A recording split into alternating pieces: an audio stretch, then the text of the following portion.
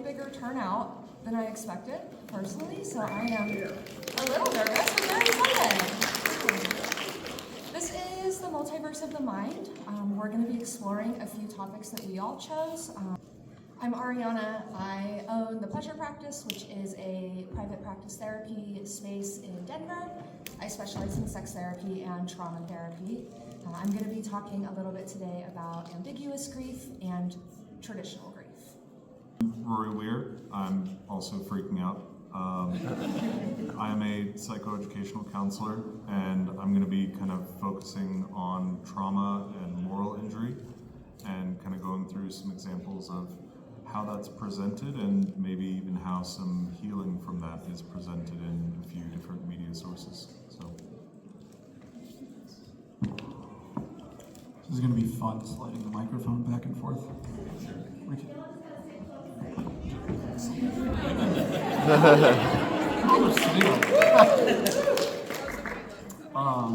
Hi, I'm John Schumacher, LPCC. These guys own businesses.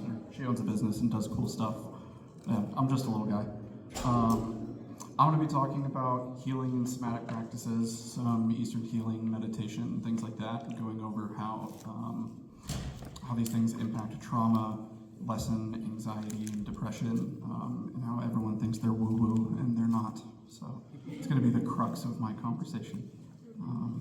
So talking about why media matters, obviously we're all here, so we have some sort of interest, whether that be TV shows, comics, video games, anime, movies, etc., etc., etc.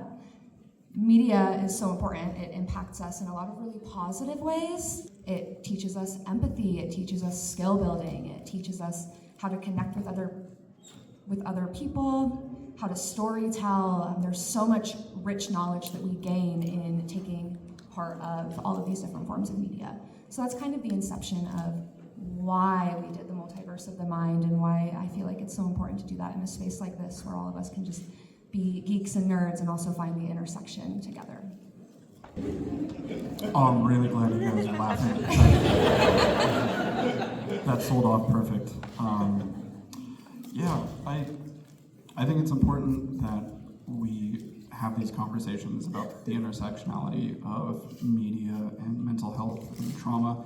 I think that there are a lot of more overt and blatant examples of those things. I think I imagine some of you maybe saw Iron Man, who knows, but him having a panic attack in the garage was very, very clear, very obvious. And there are also examples that are a little more subtle and impactful, and that can educate us and inform on a little deeper, and we can maybe keep an eye out for those things and use those protagonists as a way to inform our own lives. I think that's what I got. yeah, kind of adding on to that, these are stories that humanity has been sharing amongst ourselves for thousands and thousands of years, right? And the superheroes and the science fiction protagonists of today are the King Arthurs of yesteryear, and being able to identify with these protagonists, being able to identify with the elements of their struggles in our own lives that's the power of media, right? Whether it's through a video game or a movie, anything like that, it's powerful stuff. So Before we get into our little mini presentations, obviously you're all here. I don't know what drew you here in this space particularly, but I'm just curious with woos or yells or hand raisings or just some head nods. Have any of you ever witnessed when you've watched films or played games? Has there been a moment where you've just been like, wow, I'm being seen, this is me? Yeah. Yes. Woo! Yeah, I figured. Okay, well, I'm going to start with talking about what grief is, right? I think most of us in this room has probably experienced some level of grief. I'm going to start with a more traditional sense on grief. That's, a breakup, a loss of a friend, death, right? Many of us, unfortunately, have experienced that at some capacity. Grief is a hard topic. It's such a little word for such a big term. There's no really innate definition, but the way that I conceptualize grief is the way that the mind, the body, and the soul process loss. And of course, as we see with Vision and Wanda, processing love. That can be really complicated. If you're a Buffy, an Invincible, a Marvel, Star Trek, The Last of Us, there's a whole lot there, fan, you see a lot of heart-wrenching deaths. I think I've cried during all of these moments in film, game. The loss by death is hard to conceptualize. Disclaimer, we realized our video clips might not work, so you might get a really emotional clip, or I might just talk you through this and we're gonna have more time for conversation and Q&A if these clips don't work. This is, if it works, from Buffy the Vampire Slayer. I think it's a great minute-and-a-half clip representing like the confusion that we feel when it comes to loss, especially by death. Are they gonna cut the body open? Oh my God. Would you just stop talking? Just shut your mouth. Please. What am I doing? How can you act like that? Am I supposed to be changing my clothes a lot? I mean, is that the helpful thing to do? Guys. The way you behave. Well, nobody will tell me. Because it's not okay for you to be asking these things. But I don't understand. I don't understand how this all happens. How we go through this. I mean, I knew her, and then there's just a body. And I don't understand why she just can't get back in it and not be dead anymore. It's stupid. It's mortal and stupid. And Xander's crying and not talking, and I was having fruit punch, and I thought, well, Joyce will never have any more fruit punch, ever, and she'll never have eggs, or yawn, or brush her hair, not ever, and no one will explain to me why. Well, I'm tearing up already. That gets me every time. But such a good example. I mean, for anyone in here who maybe hasn't seen Buffy, Anya, the person there, she's not human. I mean, she's human now, but she wasn't always. And so the mortality of death is really confusing for her, and I think it's confusing for all of us, even though I assume most of us are humans in this room. That's a really hard thing, right? Watching people experience grief in these ways, asking questions and changing and doing all of these sporadic things. Maybe we're in denial. Like, there's so many ways that this shows up. And in that moment, like, she was kind of bullied for it a little. Like, we're kind of told there's these right and wrong ways to process grief, and that's not super realistic. And then we move on to ambiguous grief, which is, favorite is a weird word for grief, but it's my favorite kind of grief to talk about. This is the grief that we feel maybe when we come from an unhealthy family and we see somebody, a friend or a partner who has a really healthy family, and we're like, dang, I really wish I had that. Or we just don't go into spaces and feel witnessed. We don't feel acknowledged for who we are or what we are. We don't feel seen. It's more of these abstract senses of grief of, I know something's missing, or I know something's wrong, but there's no closure. There's no tying the knot on it. Gollum, I think, is my favorite example. This huge embodiment of change based on like what he wanted, what he couldn't have, who he used to be. And to go on with that, a really great example of ambiguous grief is the experience of maybe at one point we don't like who we are and we change, we grow, we really like who we've become, but we still have to grapple with who we once were, and that person isn't aligned. I think that shows up especially in like the process of addiction and recovery. This does work. It's from Invincible. It's from the newer season, so if you haven't watched it, maybe just close everything. I don't know.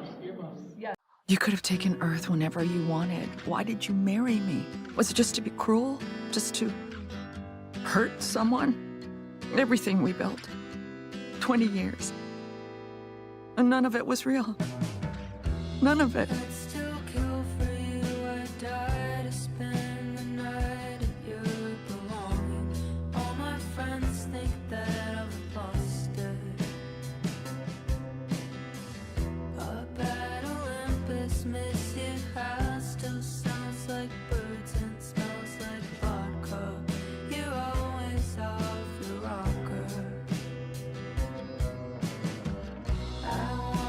Save myself, you call.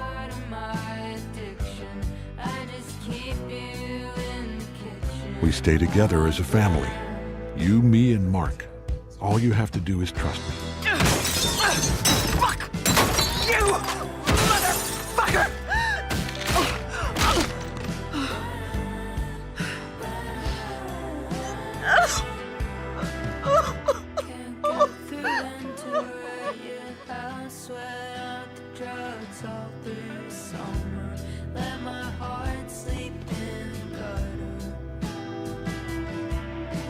You called Mom a pet? Look, I made a mistake, and I've thought about you every day since... A mistake?! What do you want me to say, Mark? You could have started with, I'm sorry! These all make my eyes water. It's such a great example. I mean, I don't want to spoil too much because I recognize everyone doesn't binge watch shows the way that I do. But Omni-Man is obviously here, he's present. And so for Debbie, the mom that we watched, and Mark, the son that we saw yelling just now, to watch them grapple with the reality of this perfect, amazing, like traditional, ideal father who actually is like not a great person, that's an incredibly difficult representation of ambiguous grief. And there's no closure there, right? Like we can honor the memories we once had, but it's not the full truth. And so to move forward and to close my little mini presentation on grief and ambiguous grief, I think it's important that we talk about, okay, we now know kind of what grief is, but how do we move through it, right? Most of us get, if any, 2-3 days of bereavement only for certain kinds of losses. For anyone who's lost someone, you know that is just quite literally not enough. Like 2 or 3 days is kind of a big slap in the face. We're taught, shove it down, put it to the back of your head, get over it. Like, there should be a timeline. Why aren't you over it in a year? Not realistic. And so I love the examples we have here. And some are like the not ideal examples, right? Willow there in the bottom center. She was out for revenge. She was out for blood, for violence, for retaliation. Is that what I'm encouraging? Absolutely not, but sometimes it happens. And then of course with Wanda and Vision, the loss of Vision put her into a massive place of denial. She constructed an entire world based on the things she wanted, the things she could have had, the things her and Vision could have had together. And then we see Tony Stark there, you know, memorabilia. Sometimes the way that we honor our losses is by remembering and by having little tokens of the people or the things that we've lost along the way. I must have been on a Marvel kick on this slide. Black Panther, right? Oof, the loss of T'Challa, rest in peace. They gather in community. They sing, they dance, they have ritual. Those things matter, it's so important. And then of course, fight crying, letting it out, letting emotions out. All of these things are ways that we can process and honor grief. Honoring is the key word. I don't think that we can ever truly get over it, but we can honor the love and loss that we've experienced. Hi, I have the unenviable task of following up Aurianna, so I'm going to do my best. I got the very fun topic of trauma and moral injury. Self-chosen. Self-chosen. Yeah, it was. I did this to myself.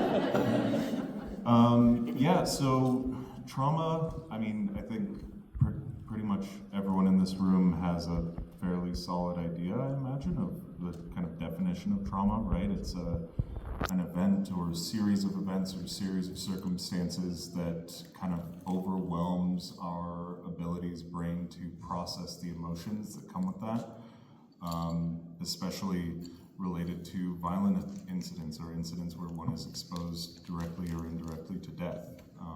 So that's kind of the specific type of trauma that I'm going to be talking about here. And then moral injury.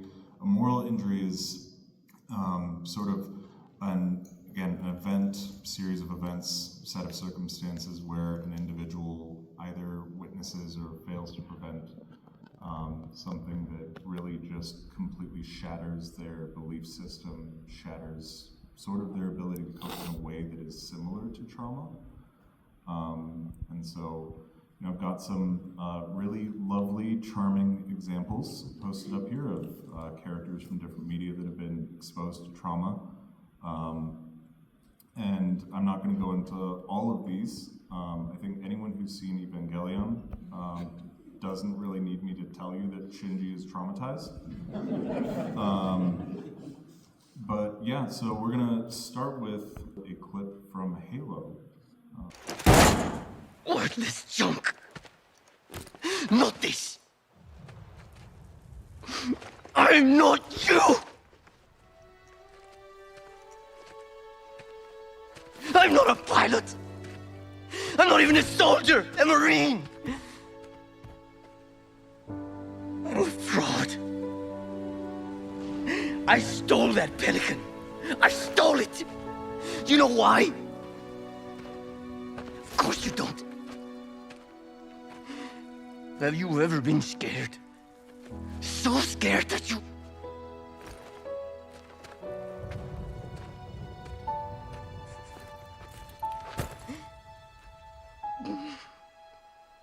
I'm worthless.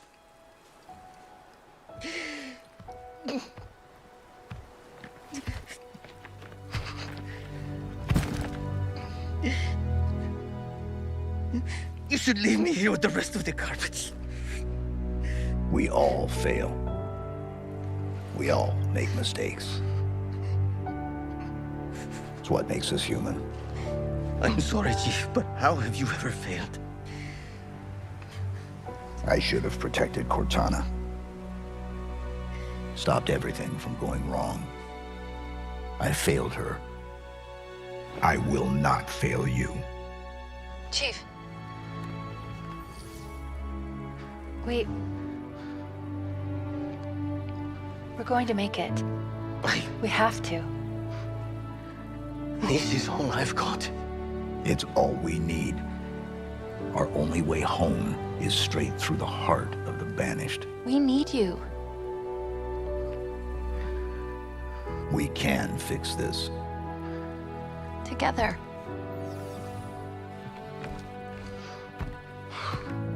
Of course we can. Together. I bet any Halo fans in here thought that I was going to talk about Master Chief's trauma. Surprise. Yeah, we see in this scene this particular character, Sparza. He is going through, like, literally in the midst of a traumatic event, right? And it's interesting because in the kind of timeline of that, that's been going on for about a month. Trauma does not happen in one neat, nice little package, right? Sometimes it is a series of events that can last years and years and create, complex PTSD. Sometimes it's something that happens in 30 seconds and it's done, right? But the effects of it, we see, how this has created this fear within him and damaged his sense of self. And we see as well these moral injuries. He stole this pelican. He did something counterintuitive to his own belief system as a means of surviving his trauma. We also see in this scene Master Chief kind of let down that stoic guard of his for a moment and confess as a means of connecting with someone else his own failure, right? See the pilot turn to him and say, "I'm not you," but Master Chief is there to remind him that you are. We're the same. We're in this together. And it's interesting because this scene is not people healing from trauma. This scene is individuals just trying to support themselves while they survive the trauma, right? And when we talk about healing from trauma, go to our next example of a guy who has faced a couple traumas in his life. One or two. You are cruel, arrogant, and selfish. But you are more than that. You have always been more than what others saw. You are more than that.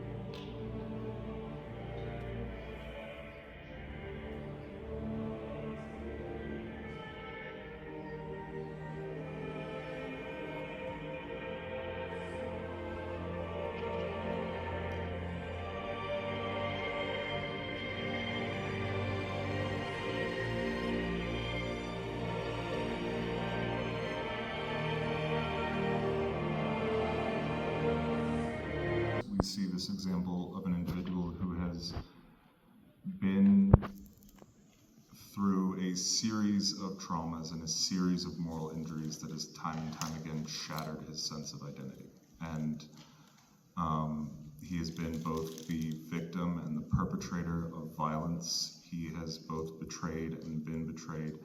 And it's only kind of at the end of his journey here where we see he confronts himself.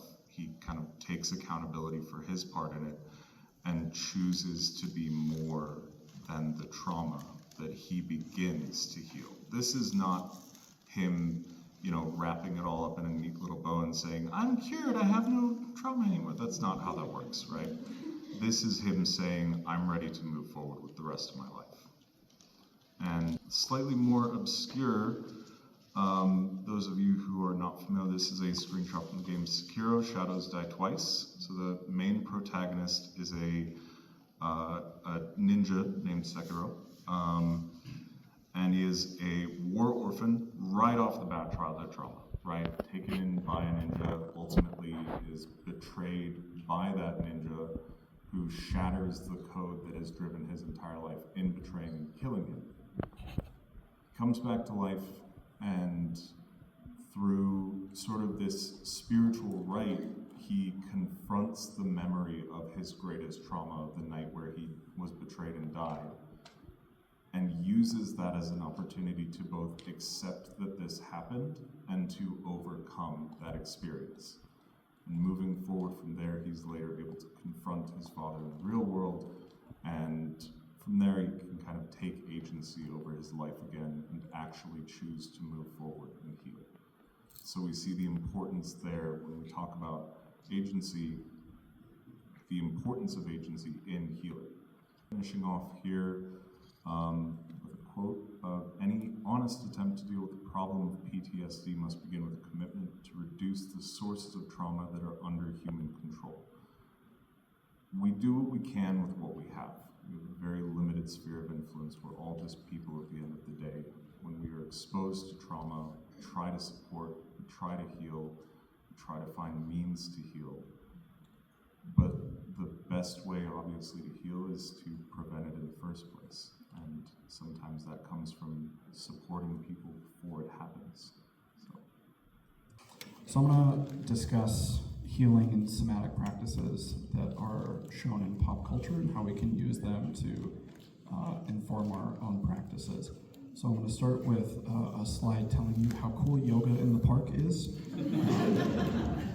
So the reason I put this slide in your guys' laps and a couple of your faces kind of show me what I want to talk about, and that's when yoga or meditation or deep breathing or whatever is presented, we have this initial reaction of like, or we dismiss it, we don't want to engage in it, that's woo-woo, that's for women in the park who try to sell essential oils or something along those lines, not us, right? We don't do that, that doesn't work for me. So this is not at all to shame the people that giggled at that joke or made a face. That's kind of the point of what I want to talk about here. So kind of moving on from this almost cartoonish depiction of what yoga in the park is, we move to something that we're a little more familiar with, where this sort of movement, Tai Chi, martial arts, etc., is acceptable in this media that we've all grown up on. I can only imagine multiple of you have seen Avatar as a kid. If you haven't, please go watch it. But we see that this is, I mean, even in their movements, right? It's the same shape, it's the same movement, it's the same pose. And I really want to talk about in season 2, Korra. This is a clip from episode 4 of season 2. I promise I'm not that big of a nerd about it, but I want to educate myself for the panel. So if you're not familiar, if you haven't watched Korra, right before this, the Avatar is poisoned. She has the air ripped out of her lungs. She is chained and shackled, and she nearly dies. She's able to escape. She's able to be saved, but it leaves her broken, wheelchair bound. She has nightmares, she has flashbacks, she has hallucinations, she has all the signs and symptoms of severe trauma. And so what does she do? She seeks out a mentor, and this is where I get on my soapbox a little bit and start drawing really fun comparisons. She seeks out a mentor, and the mentor initially says, I'm not gonna fix you. I'm here to guide you, I'm here to support you, I'm here to mentor you, but I'm not gonna fix you. And Cora, over the series of a couple of episodes, struggles with that and gets frustrated and slams around, and I don't like this isn't working. And eventually, in a clip I'm about to show you, almost begrudgingly, she does what Toph has been guiding her to do this entire time. So.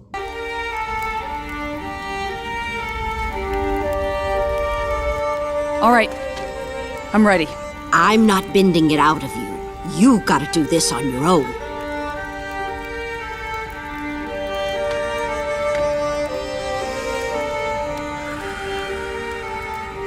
Close your eyes. Clear your mind. And don't freak out like last time. Now, focus your energy. Find the metal.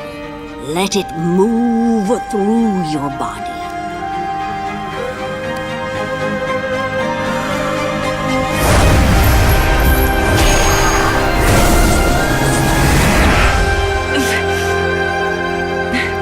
That fight is over.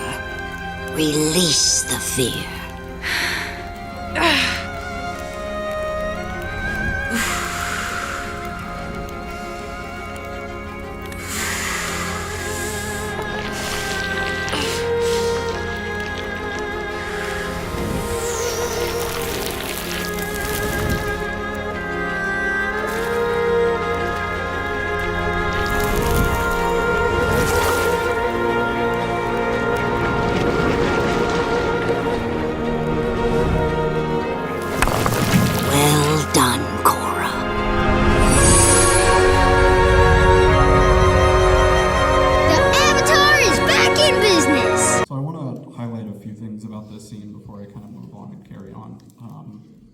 Again, it starts with her mentor, the person that she sought for aid, saying, it is not my responsibility to fix you. I can support you, aid you, mentor you, guide you, but I cannot do the work for you.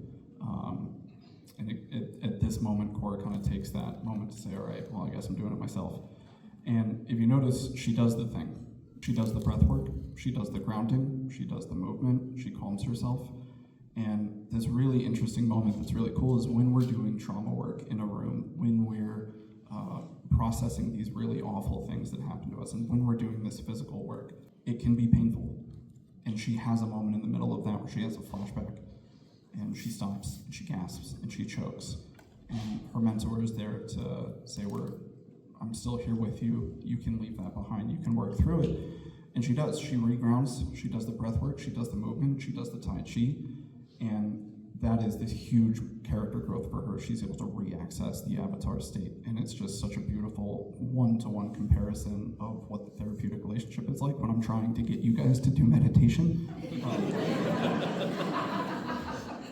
So we're gonna watch one more clip that is, if you haven't seen Cora, I don't even want to do a show of hands of who's seen Doctor Strange. I hope it's every single one of you.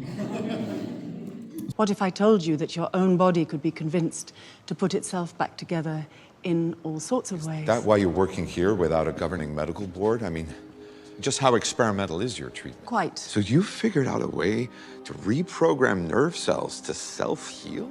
I know how to reorient the spirit to better heal the body. The spirit to heal the body. That's right. All right, how do we do that? Where do we start? It's really good. It's just, I've seen it before. What about this one? Acupuncture, great. That one. You're showing me an MRI scan. I do not believe this. Each of those maps was drawn up by someone who could see in part, but not the whole. Again, in this scene, we see our begrudging protagonist get confronted with an Eastern healing ideology, and the first thing he does is mock it. Oh, I've seen those posters in gift shops before. And she even says that here are images of people over time that have seen a part, not the whole. we as viewers know that magic is real. We know that bending is real, and we root for our protagonist to move past that and engage in the thing, right? We know that that's going to be the thing that takes him to the next step. Once he engages in this and actually opens himself to it, for those that have seen it, he's real cognitive about it, and he gets in his head about it a lot. The Ancient One kind of tells him, like, you need to use more here and less here. Shows an armless man opening a portal, right? Because he thinks he has to move his hands the right way. But when he truly emotionally connects to the experience is when he has that pivotal moment, becomes an actual superhero that we know. And again, as viewers, we know that this is real, and we want them to engage in it, to have this moment, and we root for them, and that mirrors the relationship that counselors have with our clients, in that there is thousands of years of evidence that Eastern healing practices work. But if you're someone that needs to be convinced by Western science, that also exists. And here's a couple of books and a couple of research articles talking about how yoga, meditation, physical mindfulness, physical movement literally reorients your brain. It heals your brain, it repairs your brain. And now I can go on a whole tangent about how that happens. I'm not going to, but this is real. This is science. In the same way that we know that bending is real, in the same way that we know magic is real, we know that this is real. And what I hope to impose here is to be more open-minded to these things and not immediately dismiss them as woo-woo or nonsensical, because it is real. And I leave with this quote, with credos behind it, because that feels relevant to this quote. It's a general moral principle that the more power you have over someone, the greater your duty is to use that power benevolently. Well, who is the one person in the world that you have the greatest power over? It's your future self. You hold that life in your hands, and what it will be depends on how you care for it. And that is the end of our presentation.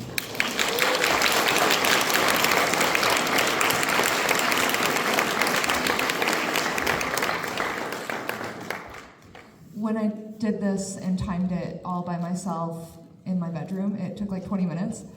This took a little bit longer. So I said at the beginning that we had a ton of room for conversation and dialogue. I lied, I'm so sorry. I truly thought we did. But we do have a good 7 minutes for questions or conversation. If anyone has anything they'd like to say or have addressed, I would love to chat. I'm also blind, so someone might have to. I think your hand was up first, over here.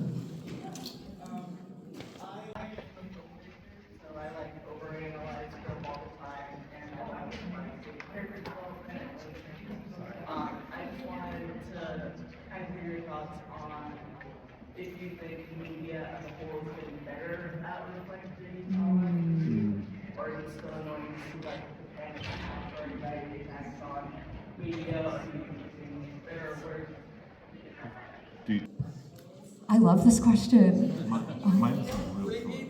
Yeah, so the question was, I'm going to summarize your question, if that's okay. The question was basically, do we believe that the depiction of mental health crises in media is improving? Is it still like annoying or inaccurate, that kind of thing? I'm really glad you asked this question, because I was like driving all the way up here to get here today, and I was like, man, I hope somebody asks this question. And then I'm just sitting here going, yeah, the answer is yes. I do think that the depictions are getting better. I think that there is more. I mean, like psychology is improving, right? There's like a better understanding of the brain. There's more of an understanding of how things are on a spectrum. So, yeah, I think the answer is absolutely 100% yes. Sometimes it's still annoying, but it's not nearly as bad as it was. I stand that answer. Yeah, that's great.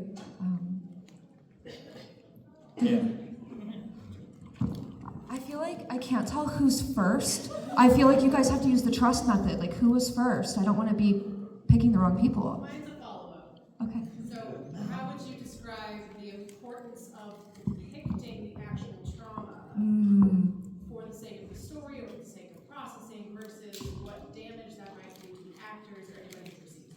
Oh, that's a great question. And I know I can't see too well, but I think I might have talked to you earlier. I think you might have complimented my shirt. Am I correct? Oh, poop. Okay. Well, fair enough. I'm glad I gave the disclaimer of I can't see. So I'm wearing a Spike shirt, and this conversation is relevant. James Marsters in Buffy, had to go through with a pretty difficult scene that did cause a lot of psychological damage for him. And I've heard speculation that he now has something very specific in his contract to make sure that he isn't put in that situation again. And I think what you're asking is great. You know, I do think actors are entertainers, but that should not have to come at a cost. I do think there should be informed consent. Like, they should know and have access to care, especially if they are signing on to anything, right? Because consent isn't enough. We need to know that we can also care for these people. If I have to sacrifice my Netflix entertainment to make sure these actors and actresses are being taken care of, I think that's the most important. I don't know if that's a popular opinion, but I like to think people value humanity over film. Do we have time for another? Yeah, we've got. Okay, we've got about 5 minutes. I think in the blue shirt? Yes, sir, please. Yeah, so everything you talked about so far has primarily been aimed toward individuals. I wonder if you wanted to talk about how you use media and other things to deal with collective trauma.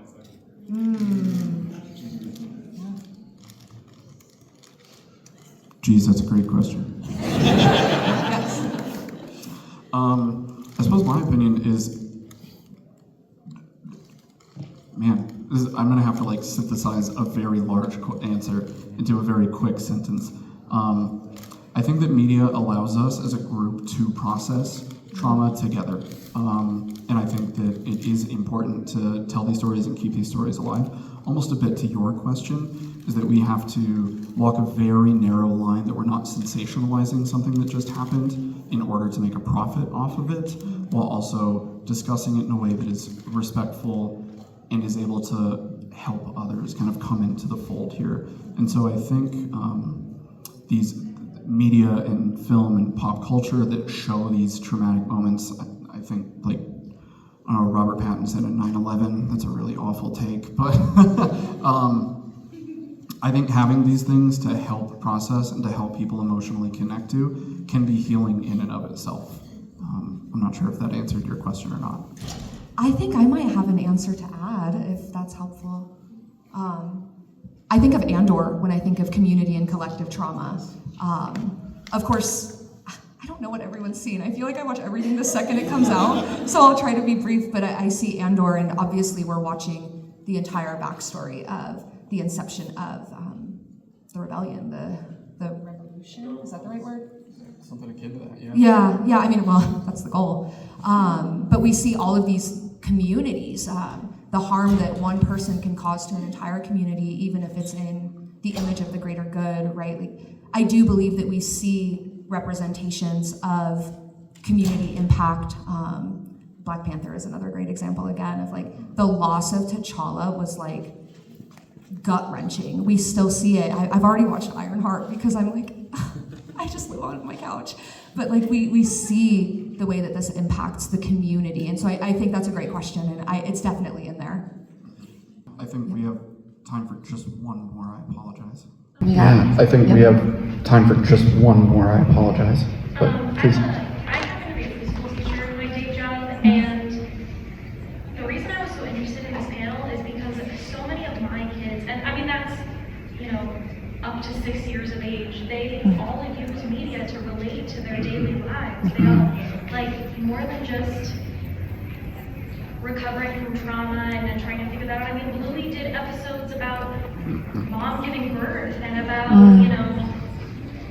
all these different huge topics that these kids come back and like portray at school because they're living it and they're pretending with these characters in a way that allows them to process in real time, and it's just so cool to watch on a daily basis. It had me a bit.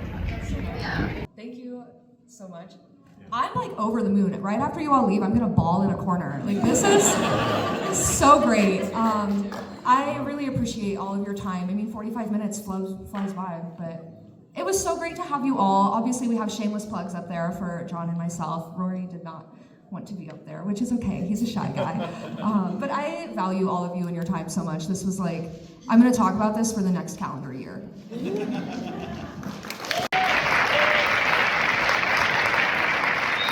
Thank you, everyone. And don't forget to tip your waiter, and don't forget to be kind to each other, because you don't know when someone is having like a day as bad as Kratos is having. So. I actually have one question for the audience, if you don't mind. This is our very first panel we've ever hosted. It was nerve-wracking for a lot of us, and the turnout we got is beyond anything that we thought was going to happen. We thought we were going to have like 10 people in 2 rows in the back, and we were going to be talking to an empty room. Yep. And so, with your consent, I would love if we could turn around and get a big selfie with everyone. So I usually got about 15 seconds